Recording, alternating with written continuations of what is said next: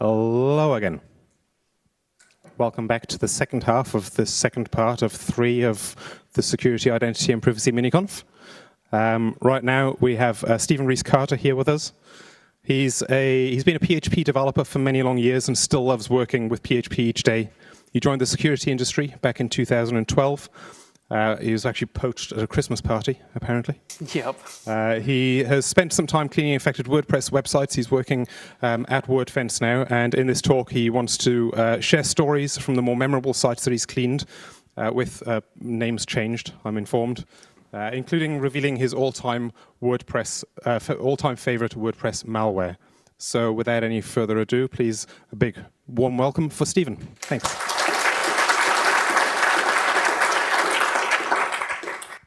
Thank you. So back in 2017, I started working part-time as a security analyst at WordFence. Last year, I moved into the development team as a senior developer full-time, but for the next half hour or so, tell you some stories of some of the things that I saw and learned. Did my laptop just go to sleep? Okay, wake up. Okay, so tell you some of the stories and some of the things that I learned while working as a security analyst. So the first thing to cover, I guess, is what is WordFence? Because last time I did this talk, it was at a WordPress conference, but I'm assuming not all of you know WordPress or know what WordFence is. So it's the most popular WordPress security plugin. We do endpoint firewall and a malware scanner. And most importantly, we do incident response and we clean infected WordPress sites. So the security analyst, which is the job I was doing, we clean the sites that have been infected. People submit on the site for us to clean for them. And so the question is, why site cleaning? Why was I spending my spare time cleaning infected websites? And it all comes down to curiosity. So I don't know how many people work in the security industry, but I'm assuming quite a few, given that this is a security miniconf. But there's a lot of, security is fun. There's lots of fun things to do with it, lots of things that pull you in. And site cleaning is no different. I think it was 2015 at the PHP Australia conference, I watched Ben's talk, was it Running Viruses for Fun, Not Profit, I think? Yeah, he's Thursday, right? Yeah, he's doing that on Thursday. So great talk, go see it. And so I saw that talk and it really sparked my love of not just the basic security stuff, but malware and viruses and web application security and that sort of thing, because I hadn't really considered it before. And from that point onwards, I wanted to see more malware, more infections, that sort of thing. It was something that I was curious about. And so when I was looking for a part-time job and I came across the job ad at WordFence, I thought, this sounds like so much fun. Looking at real malware, looking at things in the wild, why not? What else could I do? It really pulled me in. So I applied for the job, but applying for this job wasn't like a normal job application. It wasn't simply just send in a CV, answer some questions, do an interview when you get the job or not. But there was a second part, and that was cleaning an infected site. So they sent me SSH credentials, an IP address, username and password, gave me a week and told me to clean the site. So I should say at this point, however, that up until then, I had never actually used WordPress for anything apart from simply installing it via the wizard. And as for any WordPress development, all I'd done was hack together a basic theme. So I really had no idea what I was doing. And the only malware I'd ever seen was the stuff that Ben wrote during his talk. So the first thing I did was a step that probably everyone would do, was Google it. So how to clean up a hacked WordPress site. There is heaps and heaps of stuff on there. So a lot of the security vendors, including WordFence ourselves, have user guides and things for cleaning up sites. Lots of information there. And there's plenty of independent researchers and analysts that also clean up sites and have information online as well. So I spent a couple of hours looking through that, trying to wrap my head around what I could do, all the things there that I could learn and try and take in that I could do for cleaning a site. Once I'd gathered as much information as I possibly could, when I logged into the server and I backed up absolutely everything. So I did this for 2 reasons. The first one was that if I accidentally deleted a file that wasn't infected and it broke the site, I didn't want to have to go back to WordFence to go, sorry, I kind of broke the test site. Can you fix it so I can keep cleaning? That just would have instant fail. I would have been out. The other reason is back to curiosity in that if I didn't pass, if I missed something big, I wanted to know what it was. I wanted to go back in and look at the code again, see what the malware was that I didn't find the first time round, because again, I was curious. I wanted to see what was going on there. So I backed up all the files, I backed up the databases, and once I was happy with that, I started looking for anything strange and unusual. So if you're cleaning an application, a known application like WordPress, you'll generally find things should be where they're supposed to be. And so you can look at a directory listing, for example, like this is the WordPress defaults directory listing. And you can look in here and you can try and see if there's anything strange or unusual that shouldn't be there. So can anyone notice what shouldn't be there? Just shout it out. Yep, everyone's yelling out hello. So WP hello sitting in there, if you haven't found it yet, is unusual for 3 reasons. The first of all, and if you know WordPress, you'll know that WP hello is not a core file, should not be there. And the fact that it's got WP dash in front of it says it's trying to hide as a WordPress core file. So immediately that's a red flag. Secondly, the date. Now, every other file in this directory was modified on the 30th of May. This one was the 25th of September. Why? Why was that changed on a different date? Now, it could be an update of some form that's only changed that file, but again, it's suspicious and it needs to be looked at. Oops, and I forgot I highlighted it that way. And finally, the file size. That 26 at the start says it's only 26 bytes. Everything else in here is hundreds, thousands, or even tens of thousands of bytes big. That's only 26. And from memory, that file was a PHP open tag, eval, and then a get parameter. So it was a remote code execution. Nice and simple. And so I spent a bit of time looking through WordPress, looking for all the different bits that shouldn't be there, that were a bit unusual and odd, and removed a bunch of stuff. Once I'd done that, I thought, what the hell? I'm going to install WordFence. So I installed WordFence, the company I was trying to apply for the job at, installed it in the thing and ran through the high sensitivity scanner. And it found a bunch of things to delete, things to clean up and revert. And I went through it until it said the site was clean. And the next thing was to work on the database. So when you're cleaning databases, you're generally looking for injections into post and page content because that's the biggest payoff. So they're trying to get SEO spam links in the pages, or they're trying to get code to run in the browser, say crypto mining. And so, for example, if you look at this, you can see you've got the page content. So it's a blurb about emergency services chief from Springfield. And there are 2 different spam links in there. And what they're trying to do is get the search engine rankings for that link up high for when you're searching for cheap pharmacy or generic pharmacy online.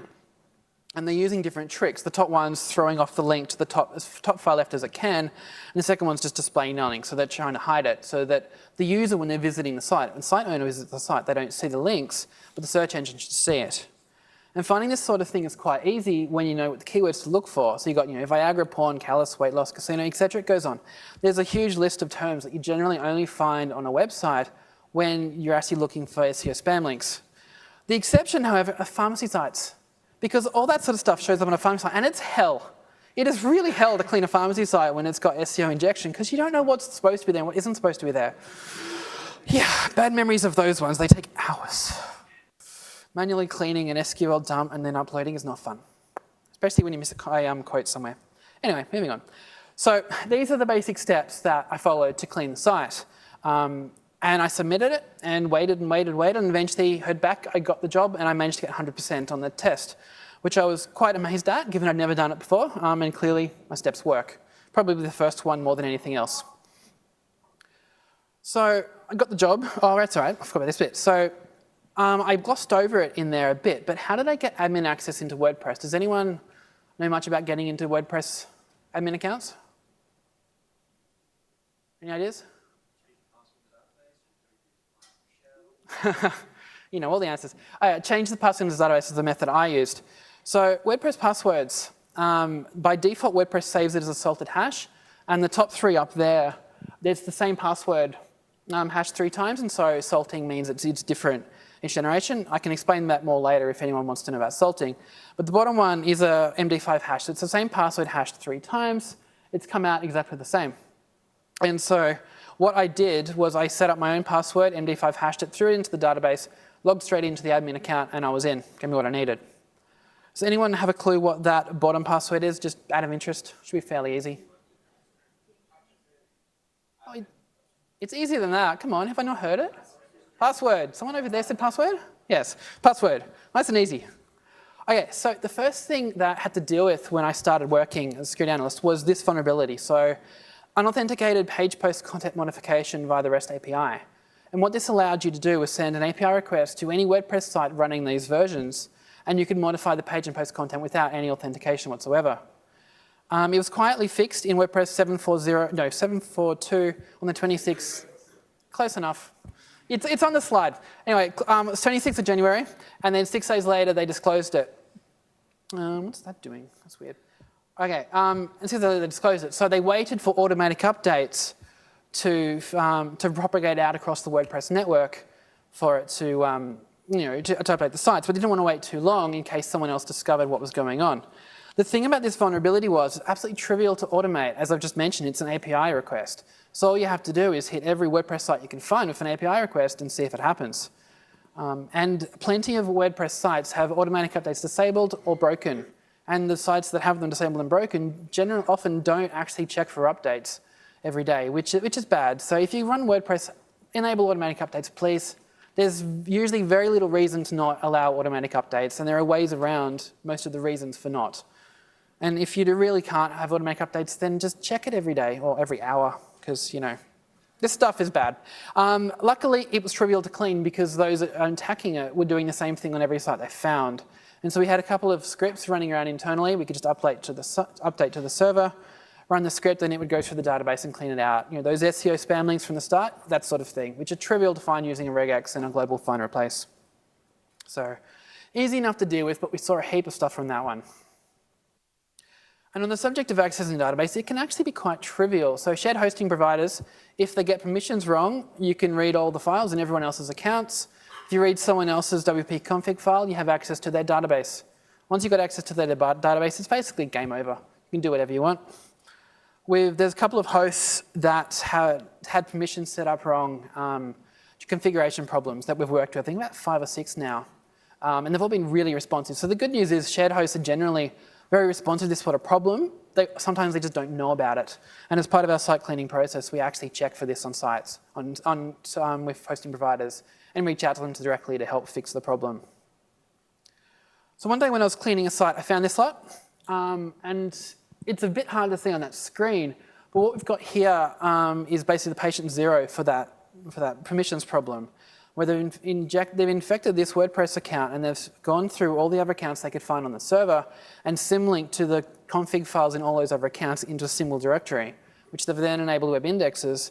And so then their control server, all it has to do is hit this one page, go through all the different config files listed there, harvest the database credentials, then go through all the different databases on the hosting account or across the hosting fleet when you've got network file share set up and permissions are wrong in there. And then you can infect the entire host, server or hosting provider and change all the databases that you want. So that was an interesting one. A lot of cleans came through that. So I mentioned at the start, backups are important. And I think backups are essential, especially when you're cleaning sites. So I was cleaning a site one day, and the FTP was really slow and kept disconnecting. The admin control panel was a custom job, and it was kind of slow and painful. And the web manager was terrible. And the customer had 80 gig of photos on their site. So I tried moving them out and then copied the site files over to our secure cleaning server and left the photos on the account. And then tried to move everything back again at the end and somehow managed to delete about 50 gig of their pictures. That wasn't fun. So in that situation, what I should have done was made sure I had a backup of everything. It was going to take hours and hours, but when you're cleaning a site doing that sort of thing, you've got to take the time. The customer would much rather, in hindsight, know that you took extra 5 or 10 hours cleaning their site than to do it quickly but then lose half their stuff.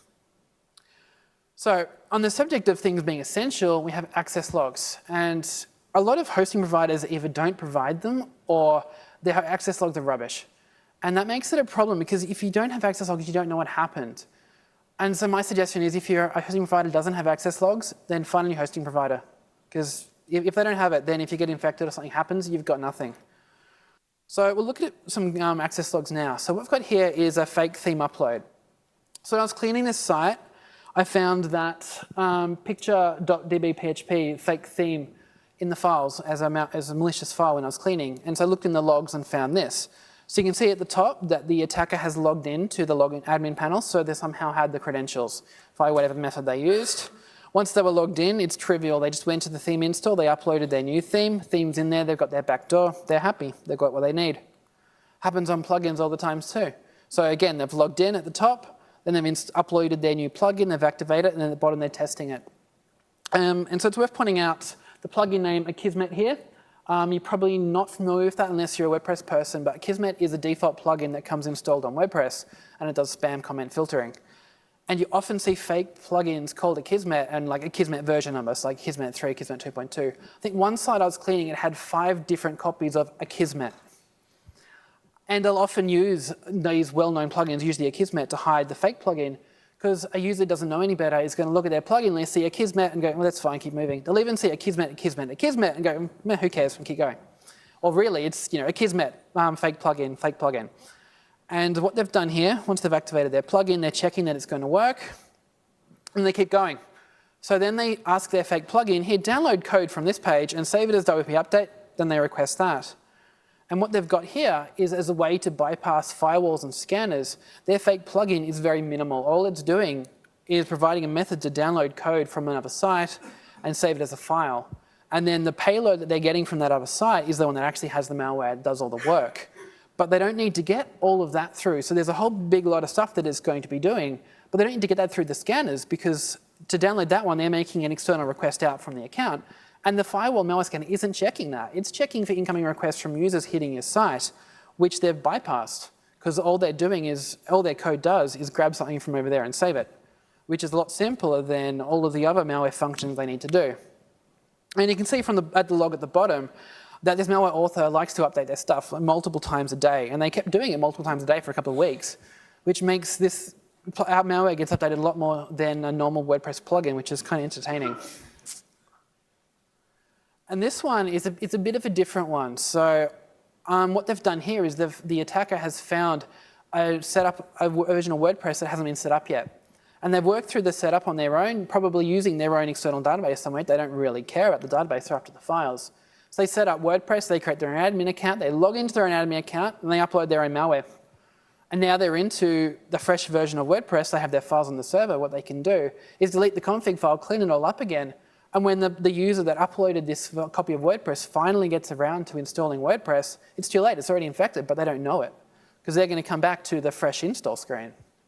And so any time you're doing a web application install of some sort, be ready. Don't upload the files, then go off and talk to support for an hour to try and get database credentials or any of that, some nonsense. And then go back to your site and install it. At that point, it could have already been infected. If you check the timestamps here, it's what, you've got 1454 up to 1458. So there's what, 4 or 5 minutes in there it took them to do all that. And they could automate it a lot faster if they wanted to as well. So it's quite trivial if you find a fresh version of WordPress to infect it and then clean it up so that it didn't so it doesn't look like you're there. Okay, so we move on to my favorite malware. So started off as a normal site clean. We installed and set up WordFence, sorry, no, I didn't install, it was already there. Set up WordFence and enabled the high sensitivity scanner, so which looks for anything unusual more than the normal scans. And there were no results found, which happens. It usually means that there's some new malware or something in there, and that's one of the reasons we clean sites is to find new malware so we can harvest it. So I copied all the site files over to our cleaning server, which runs all the things that WordFence does, but also does a whole bunch of advanced heuristics as well, extra things that we don't put into the plugin. And it found 3 changed files. Now, these aren't files that, sorry, I'll say that again. These are files that WordFence should have told us about, because these are files that it knows are there, it knows what they are, it knows what they should look like, and they're different. And the question is, why did WordFence miss these changes? Why didn't it find it, but why did our cleaning server look at it? So I looked at the WF scan engine file and discovered this. So at the very top, we have, it's telling, and so the WF scan engine file is a WordFence file. It powers our scanner, which is the bit that should be finding files. And at the very top, they're telling WordFence, ignore these files. There's nothing to do with them. You don't want to know about them anymore. And then it says for the class WP upgrader file, here, generate a fresh hash on the current version that you have, shove that into known files, and then use that to scan. So what they're telling WordFence is, this file hasn't changed, and the other two just forget they even exist. And so WordFence didn't see any problems, didn't report anything, everything came back clean because it was hiding from itself. So what were they hiding? So this is in the WP blog header file, which, again, if you know WordPress, you probably don't, is the file that gets called basically first after you get through index.php. And so when the request comes in, this file basically handles things first. And so what they're doing here, if you pass through the conditions at the top, which basically strips out requests for images and other such like that, is it grabs the full request and it sends it off to their server. And then at their server, they generate the page, they send it back to the site, and the site renders it and finishes. Or if they send back a redirect, does a redirect and finishes. So the site is now a proxy. Their site is doing all the work, it's rendering the pages. This customer site isn't doing anything, it's just rendering what it's told to render. And when I found this one, what they were doing with it was cleverly updating the site menu to inject SEO spam links, but in such a way that they were really hard to spot because it was done very well, and something that would be quite tricky to do on the site itself. And when I was looking through the code, I couldn't find anywhere in the code for the terms and strings they were using in their links because it wasn't there. It was on the server that they're running, and all this is doing is proxying the data, proxying the page through. This is quite sophisticated, and the infrastructure they would need to have set up is quite impressive too. If you think about all the sites they infect are proxies now for their server. So their server is needing to handle requests from every single site they've infected. So they have a pretty decent setup running to handle all of this, but it gives them full control over everything that the user accessing the site can see. And they can redirect them to wherever they want. So it's quite clever. And it still has minimum impact on the actual site itself and what files are there. And as you saw, it was hiding from WordFence. And the third file was the class WP upgrader file, which is the file that handles updates in WordPress. So at the top there, it was looking for any WordPress updates. And if you were trying to update WordPress, it was stripping out the two files that it had changed out of the update so they wouldn't get updated, which would persist their changes in those files. The second bit is looking for any updates or installations of WordFence, and it's looking for the WF scan engine file and it's injecting their changes into that. So unlike simply ignoring the file, apparently we change WordFence more than core WordPress gets changed. They were reinfecting it based on a line that they knew was in that file. And this was how they made sure that all through updates and things, it still remained infected, their malware was fine. And it's worth pointing out that a lot of malware does get damaged and wiped out during updates if it happens to be in the files that getting updated at the time. So it's a legitimate concern that they had for why they did this, and it shows, as I said, a high level of sophistication. So it's pretty nifty what they were doing. And it continues to evolve. So clearly, so as part of our job, as I said before, we collect malware we haven't seen before and we write signatures for it. And when we came across this one, we updated WordFence to be able to detect it using signatures and also changed the way that we handled known files and made other changes so that we could properly detect the malware on the site. But they're running WordFence and probably premium WordFence on their test site, so they updated their malware to bypass our new box and evade changes, which of course we found, and yeah, it just keeps going.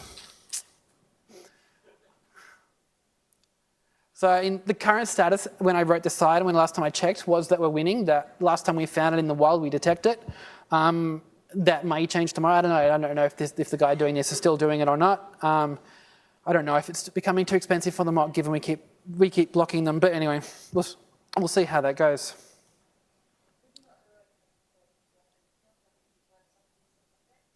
Yeah, we do hash the files. So what we do.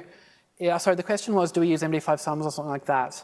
And what we do for all of the WordPress core files and all of the plugins and themes, everything in the WordPress repositories, is we grab a copy of all the files and we hash them up using a couple of different hash methods. And we have a database of every single version that's been there and all the different hashes for that. And so when the scanner runs, it reports to our server and says, I'm running this configuration, these version numbers, these plugins, and it sends all the hashes through to the plugin. The plugin then runs through the hashes that it generates then of the file versions with the hashes from our server, and it tells what mismatches are. And that's how we figure out the changed files. So that's what should have picked up those 3 changed files to start with. So sometimes you find code that looks like this. So can anyone tell me what's going on in here? I saw your hand go up. Is anyone else? Because I have a feeling you know WordPress. Yep. Nice. I like you. So I did this at a WordPress conference, and they were trying to analyze the code for what it did, but they missed the obvious. And you should be able to, that color is quite good, so you should be able to see it, but I'll make it a bit clearer. We strip out all of the comments. That's the code they've got that's actually running. And we just condense it down a bit more and we end up with that. So what they're doing here is they're trying to hide basic function names that they use in their malware within comments and obfuscation to make it harder to detect via a basic string search. So base64 decode is pretty basic. It decodes base64 strings. That gets used a lot for payloads and things, pumping it through URLs or sending it to the site as a way to try and bypass firewalls and scanners and such. And assert, which, if you know PHP, is basically the same as eval for everything that eval does. And for some reason, malware authors seem to think we don't know about assert, so they use it instead of eval, which is stupid because we know about both, so why bother? Anyway, so yeah, that's what they're trying to do, is hide them through there. But when you don't have code formatting, it's a lot harder to see. If you see that, unless you know what you're looking for, you're not going to spot the bits. But if you go here, it's immediately obvious because you've got code formatting. And sometimes malware is just weird or funny. So this one we find a lot. And every time we find it, there is a different block of Harry Potter coded in it. The malware itself doesn't change much. The structure is always the same. And it's trivial to find. The scanners pick it up instantly. But the block of Harry Potter is always different. We've probably got at least 1 or 2 of the books in our database. We'll probably get a copyright infringement from Pottermore soon. Okay, so now the epic tale of the persistent attacker that almost thwarted us completely. So it started off as usual. Customer site was infected. We cleaned the site. They didn't have access logs enabled, so we enabled access logs, as we do. And we sent the report advising customer to change the password. Customer was happy. They changed the password. Week later, they were reinfected. Now, this is fine because this does happen sometimes, and we actually have a 90-day guarantee. So if your site's reinfected, 90 days after cleaning, we will re-clean it for you. So we clean the site again, and we also keep a copy of the original files, originally infected files, for about 30 days after a clean, so that we can compare any reinfections. So we checked in the original copy we had with the new malware that we found, and we confirmed that it was indeed a reinfection. It wasn't simply files that we'd missed the first time for whatever reason. So we checked the access logs, because if you remember, we enabled those. And we could see the new malware was being accessed on the site, but it wasn't being created. So there wasn't anything obvious in there as to how that was being created. We looked in the database, looked for anything strange or unusual, MD5 hash passwords, that sort of thing, no injections. So it looked like the database was safe and they weren't using something through that. We checked in plugins, because plugins can set up crons and automated things, and there could be something in there that may be creating the malware. Nothing in there.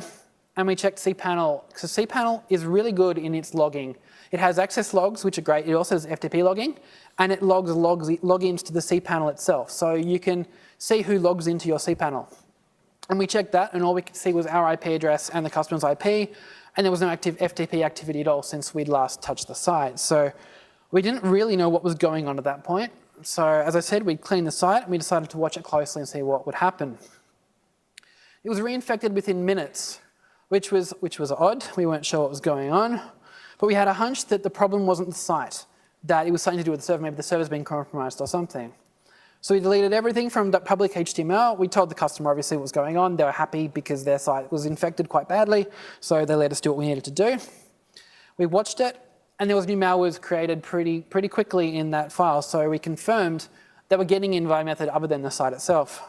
And we'd changed all the passwords at this point as well, so they weren't logging into FTP or something, which we would have logs for, as also mentioned.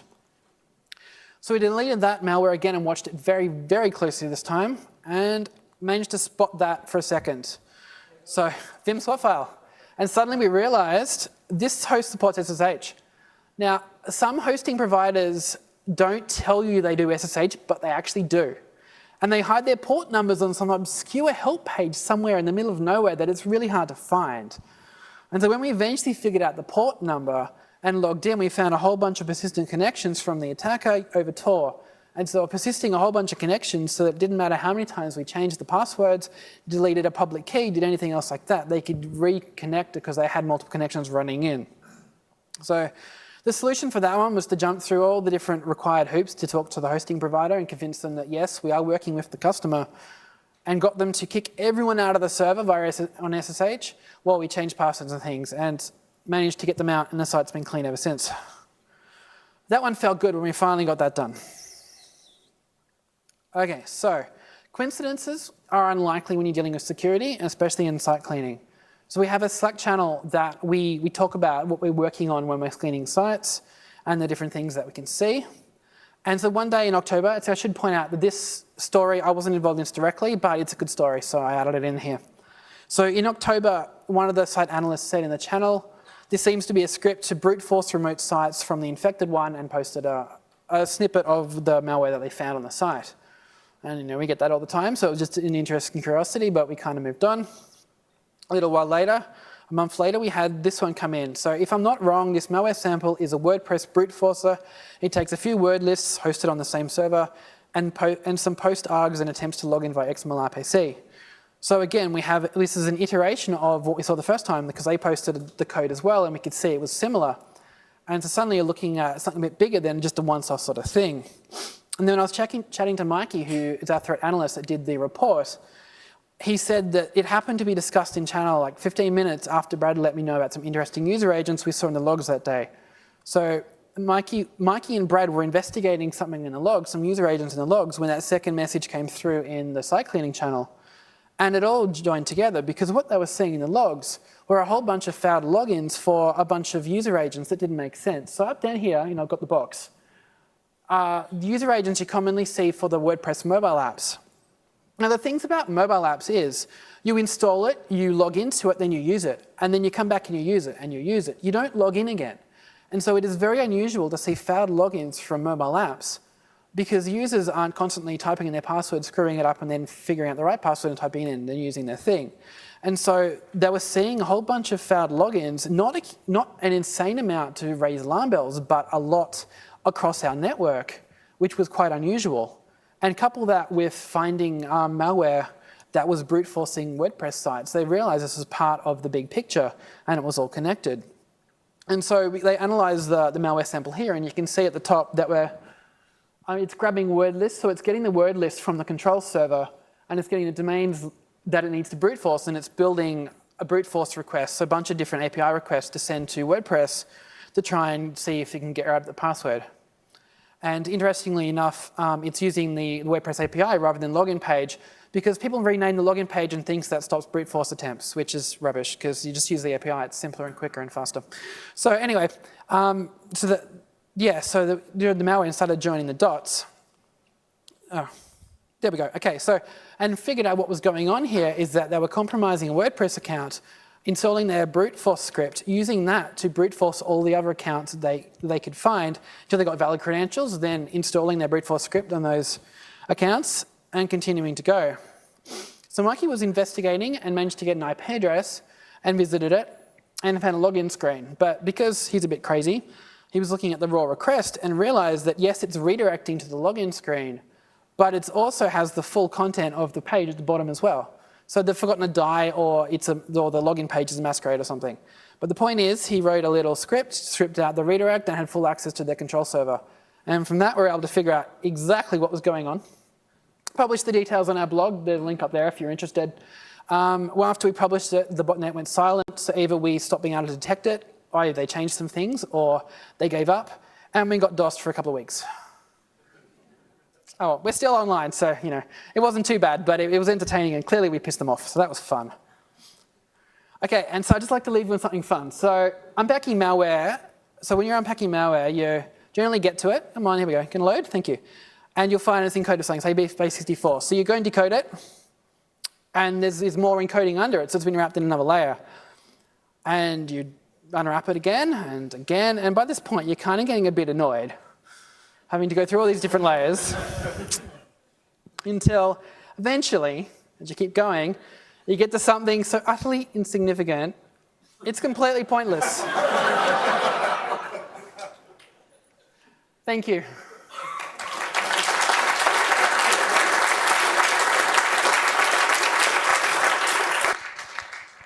Checking, is this microphone working? Yes.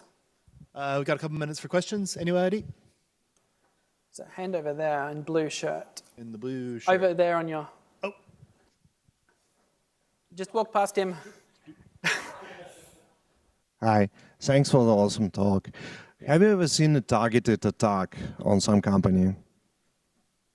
Have I ever seen a targeted attack? Yeah.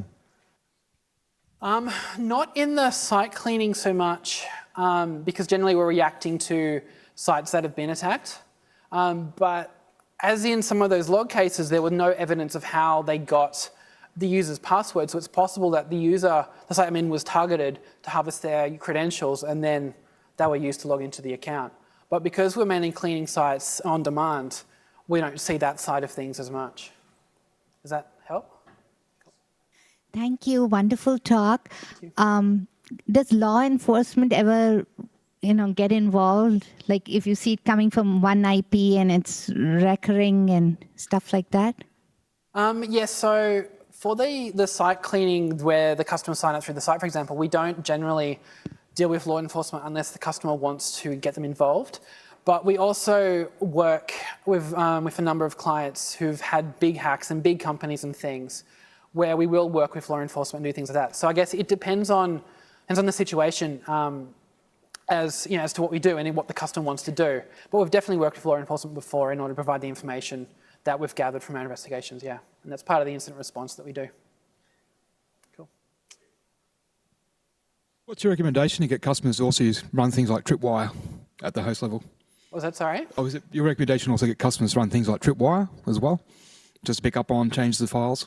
Yep, yes, so the question was what's the recommendation for running things like Tripwire? And yeah, definitely, if you've got the facilities to run that and manage it, then go for it. One of the things about WordFence, and I don't want this to be a sales pitch, but just want to say that as we look for changed files and things, and so even if you can't go down the Tripwire route or whatever, security plugins can look for changed files and things that have been modified. And so you can use other tools like that and other WordPress plugins to help look for things, but definitely run tools that can identify changes. Because at the start when I showed the WP Hello, for example, the file modification was an important factor in there. And so looking for changed files is very important, yeah. Does that answer the question? Cool.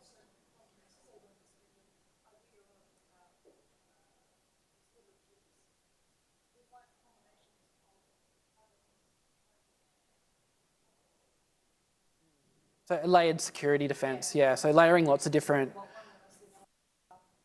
Yeah, exactly. So just for the recording, yeah. So layering security things like fail to ban and using scanners and firewalls and lots of different things to try and pick up as many as possible rather than just relying on a single solution. Thank you for an excellent talk.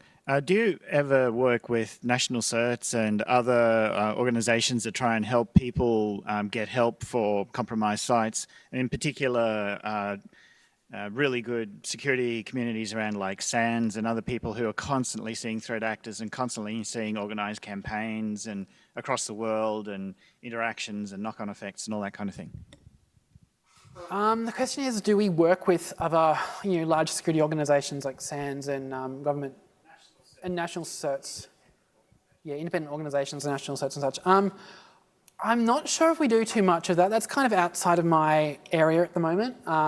I mean, I was cycling again, it was just kind of reacting to the sites we were given to work with, but we're definitely open to working with any security bodies and things that want to work with us. And if there are ways that we can work with them, then we'll look into it, definitely. And we publish the research on our blog so that, to encourage other vendors to use the information that we can provide. So yeah, we're definitely open to it. I just don't know if we do much of it at the moment. What are the typical financial motivations you see from the attackers? Like search engine optimization was one, but did you see any other ways the attackers benefit from making the attacks? There are heaps of ways that attackers can benefit from making attacks. One of SEO, search engine optimization, SEO injection is a big one when you're modifying the database. And so the database is generally in that, or you've got like crypto mining. And so often they'll throw script tags in and run crypto miners so they can make money, cryptocurrencies through that. And so they'll inject, so when a visitor accesses the infected website, it's going to be running a crypto miner, which is then getting them crypto coin. And you'll see your phishing pages. So you'll get sites where there's a subdirectory is set up to look like, say, a Google login page. And then they can redirect the user to that, which is actually logging the Google credentials. And a couple of times I've found text files that have got a list of Google credentials.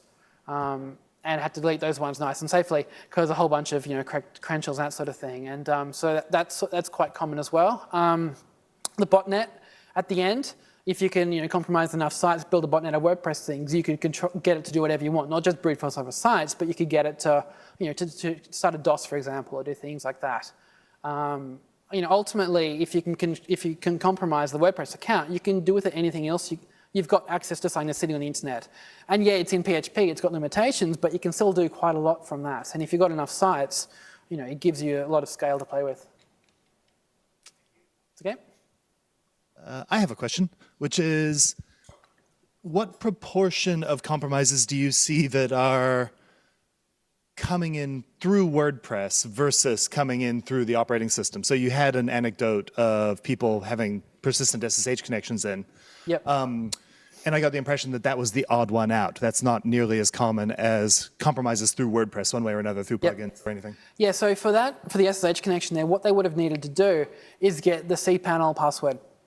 Because that would have allowed them, or they could have got an SSH key on there as well, actually, would be the other way to get it in. So the cPanel password means they would have had to compromise the user's security somehow. Maybe they used a dodgy password, I don't know. If they used an SSH key and managed to inject that through the web application, if the cPanel permissions let them do it, then that would have been a compromise through WordPress. And I mean, WordPress core itself has very little in the way of compromise vector, unless you're talking about one of the vulnerabilities, which, as I mentioned at the start, there was that one with the API. But often you'll find compromises happen through vulnerable plugins and themes, things that haven't been updated. And so we're still seeing things like Tim Thumb and RevSlider and a few others that are vulnerabilities that existed years and years ago, and they're still around because people haven't updated their sites. And so I think the biggest cause of WordPress sites being infected is they haven't updated their site, and they're still running an old version of something. And dodgy passwords, I don't know which is higher, dodgy passwords or haven't updated the site. It's kind of, yeah. It'd be interesting to actually study the statistics of that sort of thing. I don't know if we really collect it yet. We probably should. It's a good question. Thank you very much, Stephen. I have to say that whenever I hear anything to do with hacking and vulnerabilities and how bad people think, I get really excited. That was a fantastic talk. Thank you. Thank you.